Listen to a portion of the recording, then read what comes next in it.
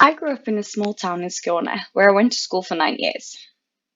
My mentor, that was also taught math, was one of my favorite teachers, and I told her that I wanted to apply for natural sciences in high school when I was ending junior high. She gave me this astonished look and said, "Wow, that's difficult, right? But I'm sure you can do it."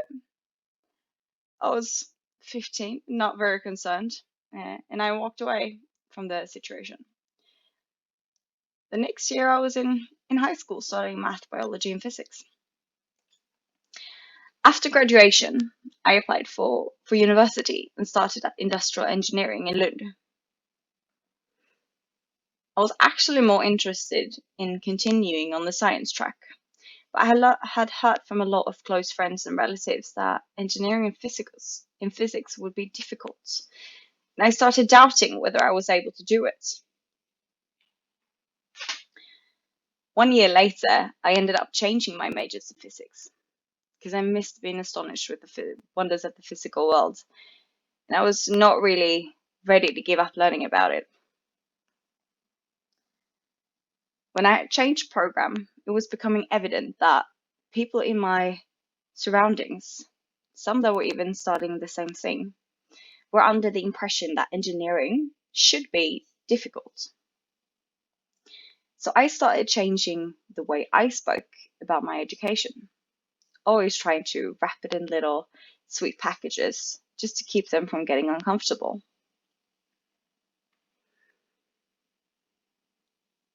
If you study engineering at LTH, Axis has always been on the horizon as a potential employer, with innovative employees and opportunities to test a lot of new and cool technology. I applied for a personal meeting during a work fair and got to meet with a very down-to-earth man that had been working here for a lot of years. The entire meeting was very relaxed, and we spoke about technology and our interests in general, and it led to me getting a job interview. However, my first thought when I was going for the interview was that I had no idea what I was doing. How could I, had only been programming for 3 years, contribute with something to a well-established company like Axis? Let alone compete with boys that have spent their entire youth in front of a computer. Programming was difficult. I'm not trying to say that everyone had the same experience, or even that I didn't have support when I grew up. My family always supported me and stood by my decision, but it was a constant pace that I was doing something hard that eventually got under my skin and made me think that I was not able to do these presumably difficult tasks. Or even worse, I didn't want to. There are a few people, even less girls, that connect comments like, "That sounds difficult to you. You sure you want to do it?" Slide off. It's a constant stream of opinion targeting us at a very early age. And if any of us here today had listened more than we had ignored, we would probably not be where we are. Because what is scarier than heading into a profession that is labeled difficult?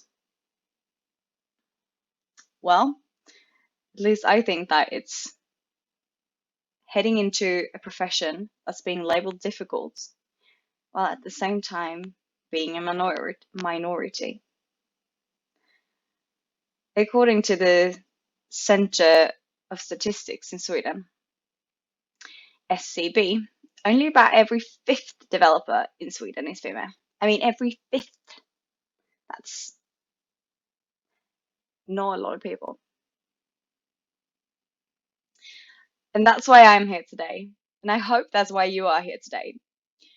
Because my hope for this lecture is to inspire you to apply for jobs within programming and to even out these still silly, depressing statistics. My name is ElinOlofsson, and I work as an embedded software engineer at Axis Communications in Lund. I want to talk to you about what it's like to work as a developer and give examples from my life about what one can work with. In the end, I hope that working with programming will feel less intimidating and a lot more exciting.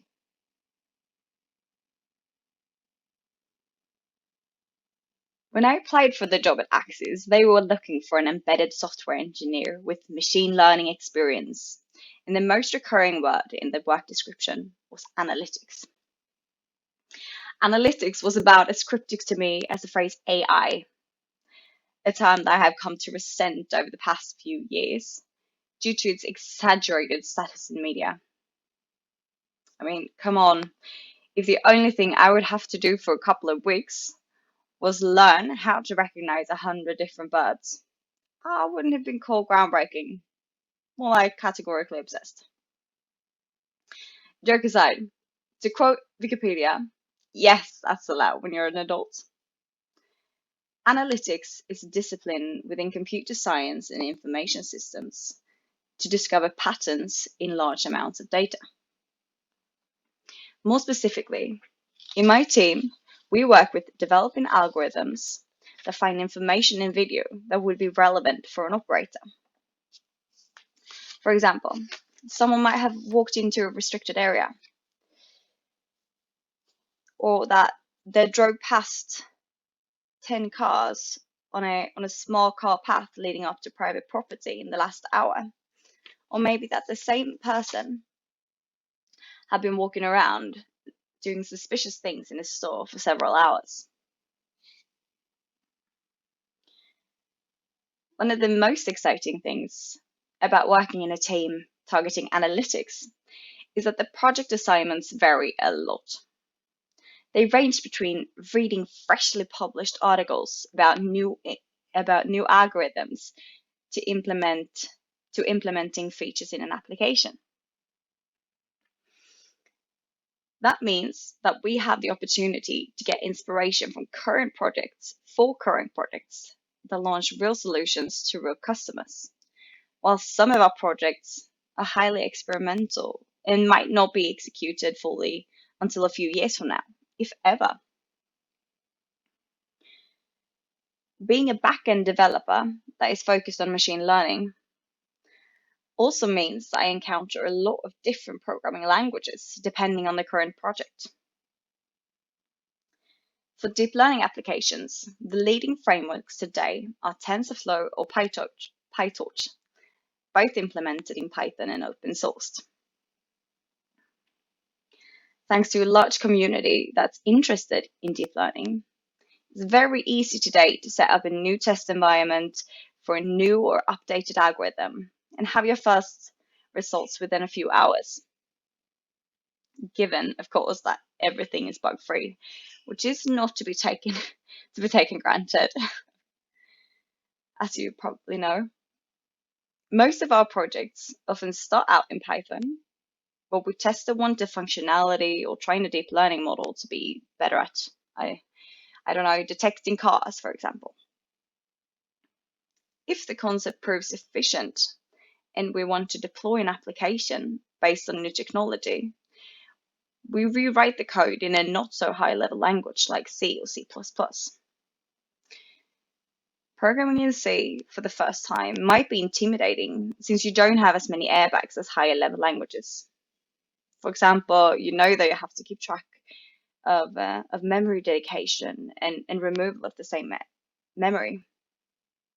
But like any other language, writing C code is just another way of expressing yourself. You wouldn't be comfortable speaking Swahili the first time you came to Kenya, but the best way to learn is to try to make yourself understandable and use the new language as often as possible. One of my biggest fears,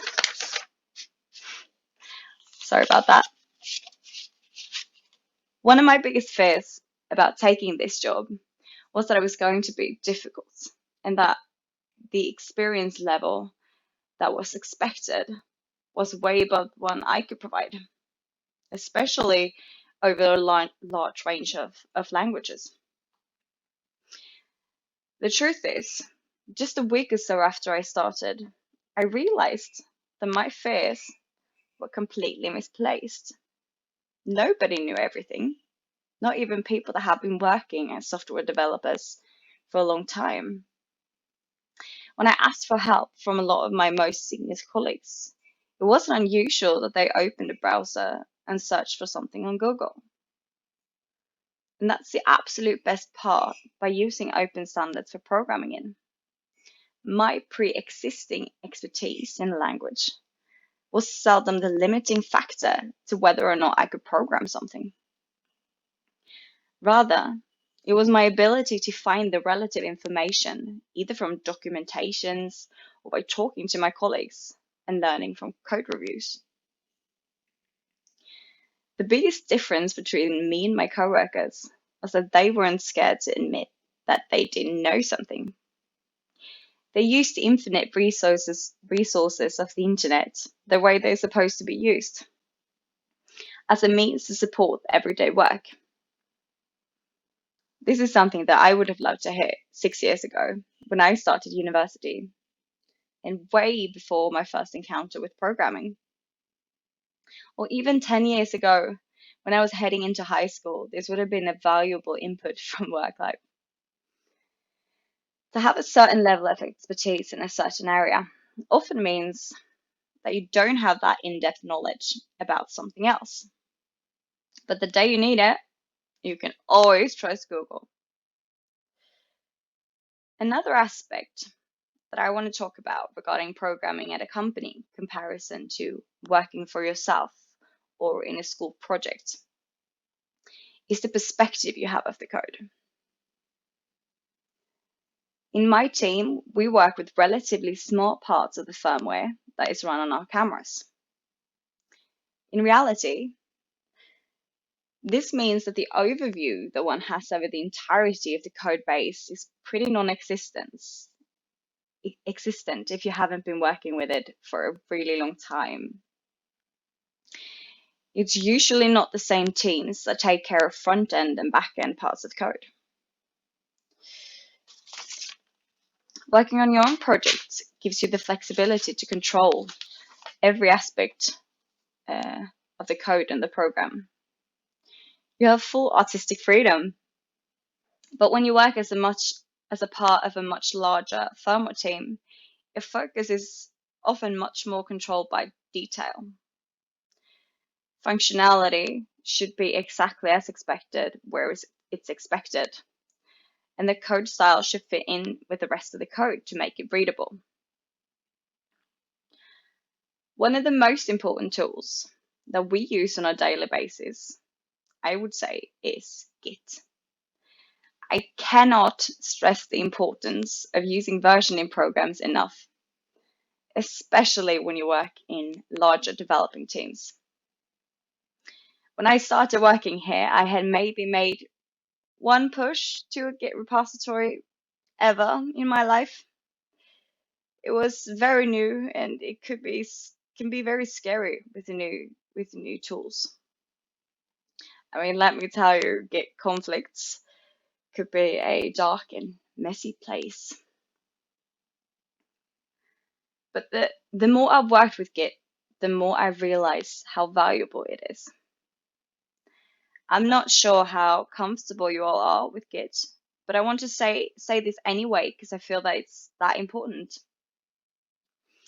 So, Git is a tool to help you keep track of your entire code history, and you can use it to go back to the future.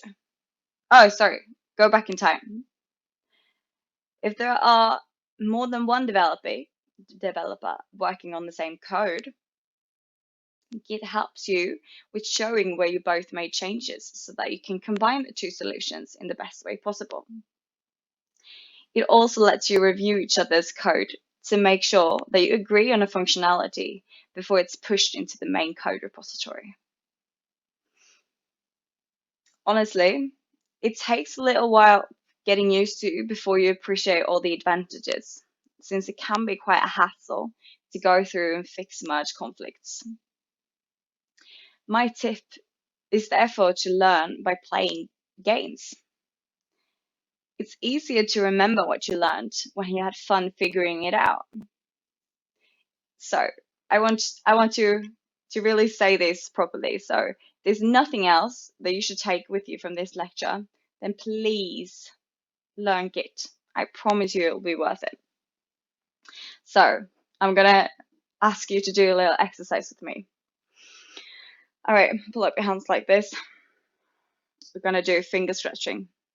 And at the same time, we're gonna sing a Git song. Okay, left finger up, and then down and out, up, out. And then we do the same thing with the right hand. And then we say G, I, T, Git, use, Git, use, Git. Okay, you got it? Perfect, because I'm going to remind you, Git is important. Yeah, okay, done.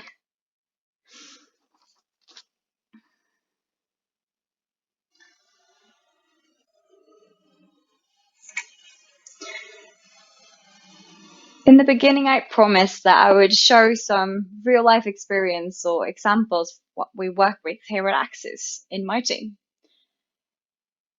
We develop backend technologies for some of our applications that are used in cameras today. And that's why it's so important for us to stay close to the researching field to make sure that we understand what technology might be interested in a year from now so that we can start looking into implementations early on and be in the forefront when it comes to technology. Our main focus is today on motion detection and different types of object detection. And quite literally, no technology is too big or too small. We have everything ranging from very generic models that has to be applicable in all types of situations in all over the world. And we also have very specific use cases where you can assume certain things about the setup that are always true, which makes the model, the application quite more, doesn't have to be that specific. On one side, we supply algorithms that are very general, and they should function wherever the camera is positioned, whether that be in a parking house, in a major city, or overlooking a poorly lit dirt road leading up to a construction site. And such an algorithm must uphold certain standards. We must make sure that we can rely on it in every single situation. And it also must run at a reasonable frame rate so that there aren't large holes in time where we don't know what's happening. Updating this algorithm is a continuous work, and as we learn about newer corner cases, we want to keep iterating how the model functions. One of the application packages that can be got bought with an Axis camera today is called Guard Suite. It's used as a way to help camera operators study a scene and make sure that you have an extra protection to find if people are trespassing or cars are trespassing. For example, a part of this application is called Fence Guard. As we can see here on the screen, an operator can draw out a virtual fence and make sure that an alarm triggers whenever a person or a car crosses that line. It's also interesting that we can set up what direction it's okay for our persons or cars to pass the line. So we want to make sure that no one can walk onto the site, but it's okay for employees that have been working there to walk out. So what happens is that the application recognizes that there's a person that's moving around, and it's okay for that person to walk on the road that's on the outside. But as soon as this person walks across the virtual fence, we can see that the line turns red and the application has triggered an alarm for an operator.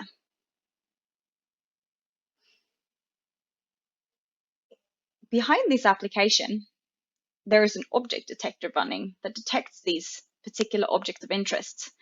For example, these are cars and people, person. And this detection model is one of the things that are developed and supported by our team. On the other end of the spectrum are algorithms that are much more specific and only meant to function under certain constraints. Maybe it's okay for them to take a bit longer during processing time, or maybe we know that they will always be used during daylight hours. We've had a summer work going on right now that have been looking at the possibility of triggering an alarm whenever someone places something in front of an emergency door.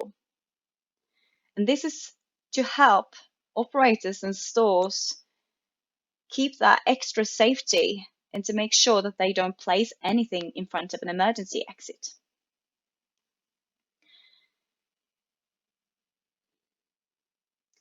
And for this particular use case, we have quite strict constraints.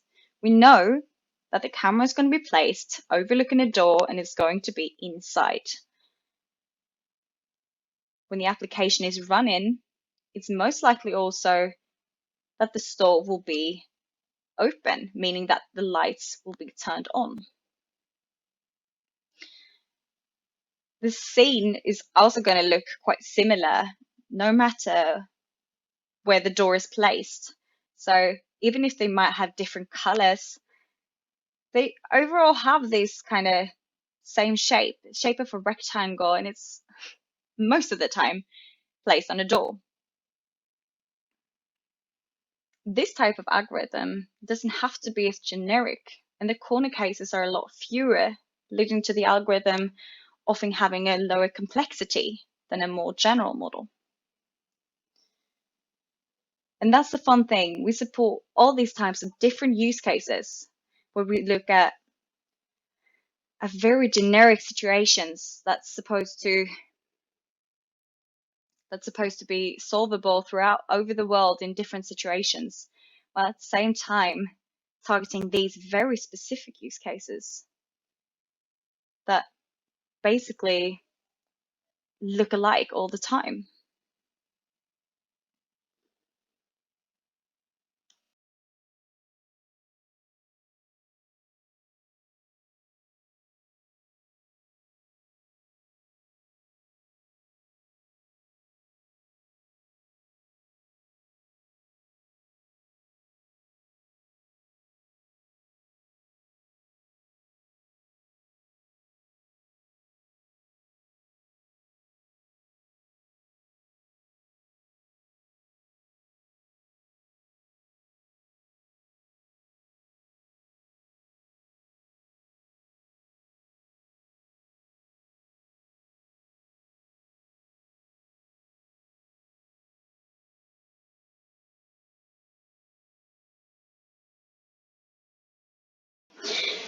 So what you just saw is a demo of me and one of my coworkers.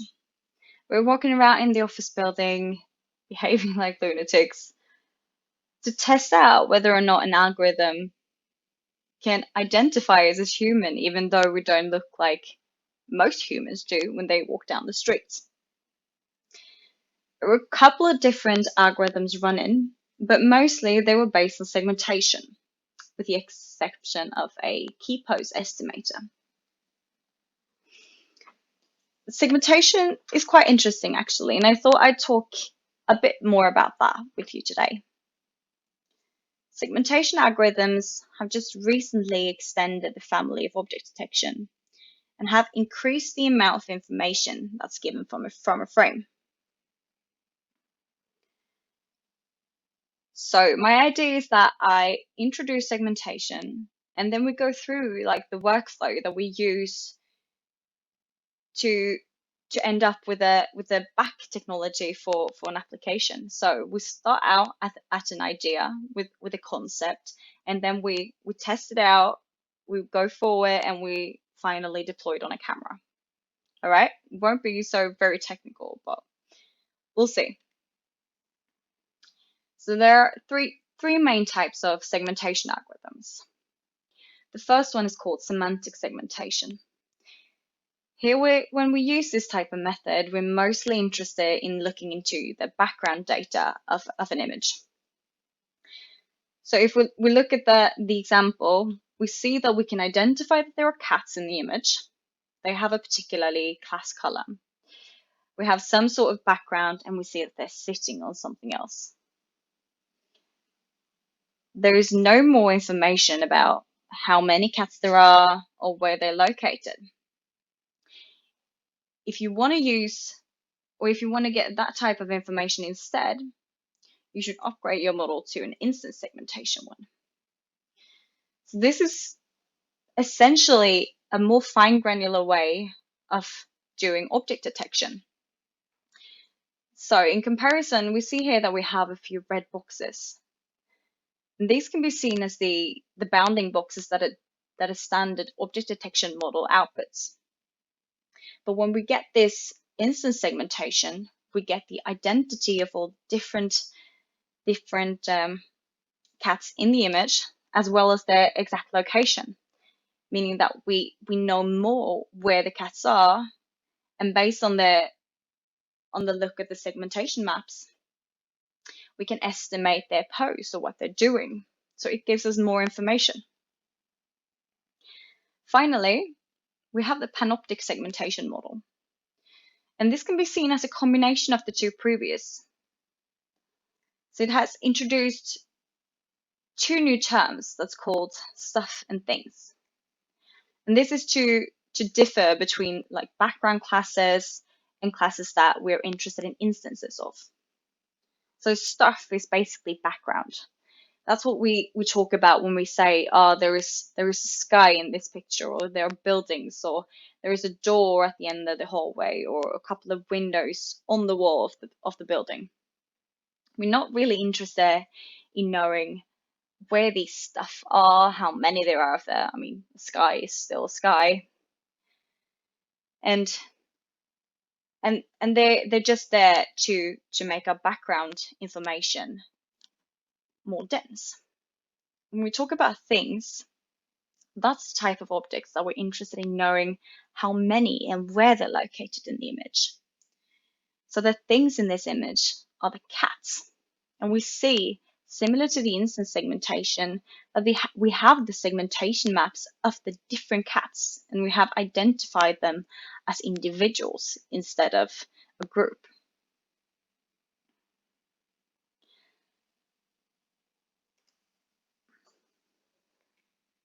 We'll take the semantic segmentation example as an example of how we can start building our application, or background technology for an application.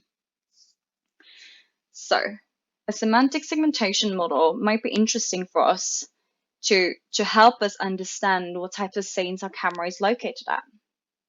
I stated previously that an Axis surveillance camera can be placed at any different location in the world.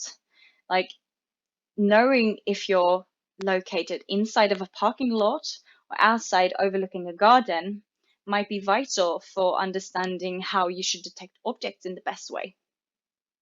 And that's why a semantic segmentation model might be very interesting. This means that we can understand the background, so we can see what the image actually sees, or the camera actually sees. The semantic segmentation model works like this. We have the input image, and we get this segmentation map.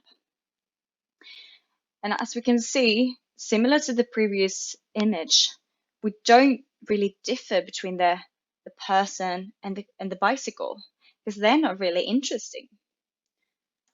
What's interesting here is to know that on the top of the image, we have trees. It's lined with grass in the bottom. And then finally, on the inside, we have a pavement or a dirt road or something in between. And that's what's important for us to understand if we set up a camera at a new location. So now we have the concept. We understand why we want to use the semantic segmentation model.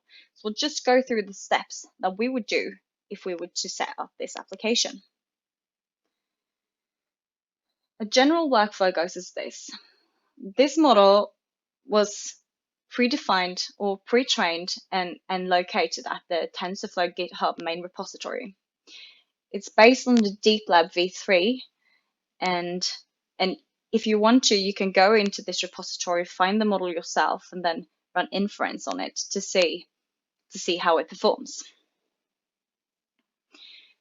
Since pre-trained classes and pre-trained models might not have the focus that we're interested in for our camera applications, we need to create our own data sets and train the model in a way that makes sure that we target the correct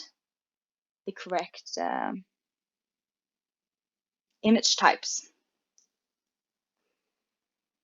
So we use the TensorFlow repository to set up a training pipeline. We tweak it and peak it depending on how we want to specify our model. And then finally, we get something that can help us on the scenes that are specific for our cameras. When we're done with that, we're going to export a T-flight graph. And T-flight is a format that's basically just TensorFlow, but downsized into a smaller dimension. So we scale off a lot of unnecessary classes, but we still keep the same. We still keep the important layers that are normally used in a deep learning model, like convolutional layers, max pooling layers, or activation functions. And T-flight will help us to deploy this model on different types of hardware.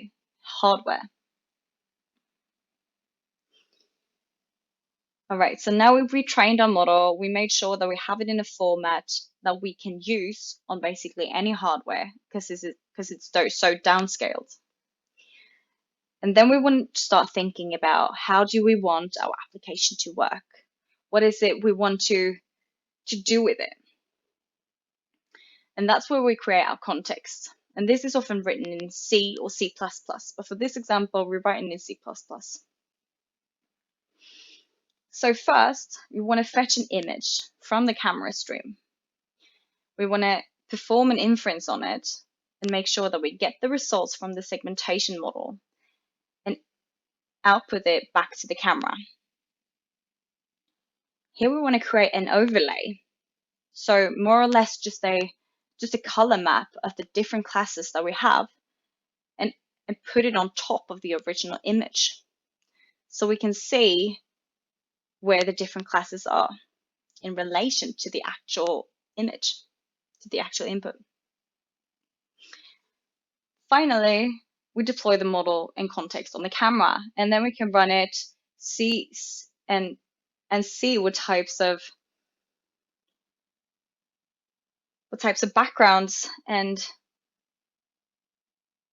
context that we have in our different locations. That was just a very small example, and there are obviously a lot more to it, but I hope that you understand the idea that we go from something very, very simple, from a concept that we look into. And then when we find our use case that we can use this concept for, then we start diving deeper and deeper into our own specific territory, where we look at use cases and situations that are specific for us at Axis, and then create context that we can use on our products. All right, so I know the session isn't interactive, and I pre-recorded this like a week ahead, but I'm going to try to do this anyway. So I want you to think about how deep learning can be used in combination with game development to create something new and really cool. I know you looked into creating games with React.js here during the camp, and I hope that you have like some new tickling ideas about what types of games you can create using machine learning and using machine learning basically. So I would love for you to take a few minutes to think about, just to brainstorm, write down questions if you have them, And I will be really happy if you would send an email to me with any suggestions or ideas or concerns. Elin.Olofsson@axis.com. All right, I'll give you 2 more minutes now, and then I'll talk to you later.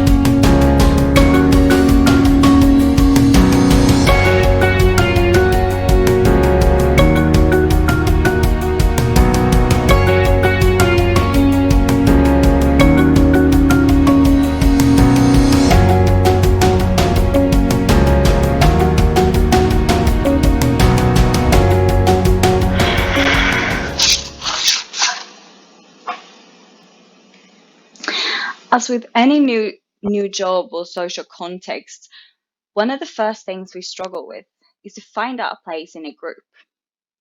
Unless you're one of those weirdly extrovert people that are completely comfortable around new people, which I am not. This can be especially intimidating if you know that you don't fit into the demographics of the group. Like I said earlier, the demographic distribution in most tech companies are not particularly versatile. I even had a coworker that said, yeah, it was one of the men in the team.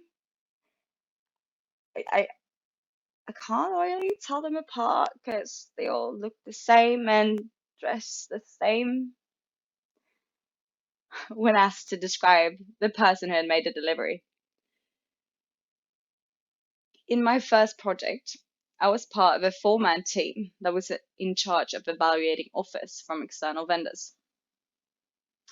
We had a lot of cross dependencies with other departments within Axis and often had meetings with these groups to discuss how the solution could fit into all of our descriptions. During the first couple of meetings, I felt how the attention of the room slightly ever so shifted onto me whenever I walked in with my colleagues. There was never any hostility, but the extra attention made me lose some of my comfort, and during certain days, it made me sit back and try not to stand out in the group. Sometime into this project, I realized instead of trying to blend in, I could use the fact that I was already standing out. People were already seeing me, not always for the right reasons, but I could use their attention to ask questions, to put forward suggestions, and make business relations, to make myself heard.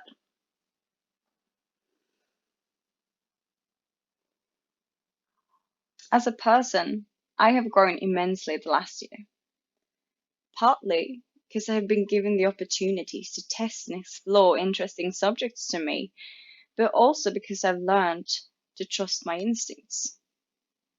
My instincts that tell me if I want to do something or not.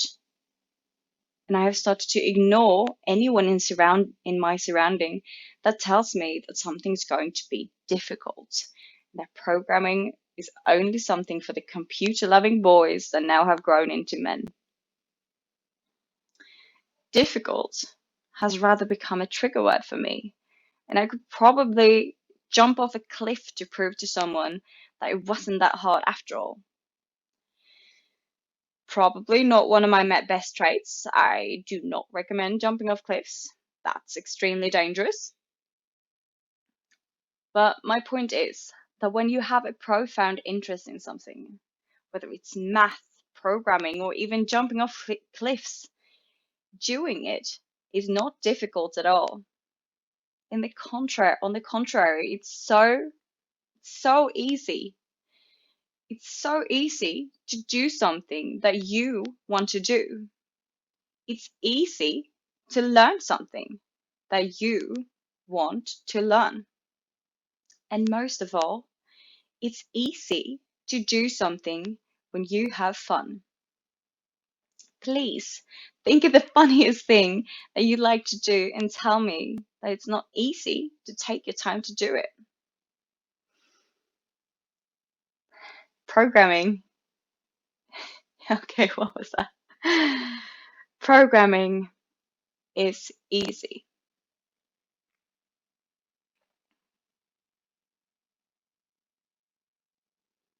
I hope you took something with you from this lecture.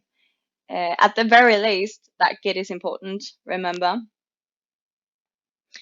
And even though this isn't an interactive session, I would love to hear your thoughts and experience around what I've been talking about. If you might disagree completely that programming is considered a difficult job. So please write down your questions and send an email to me.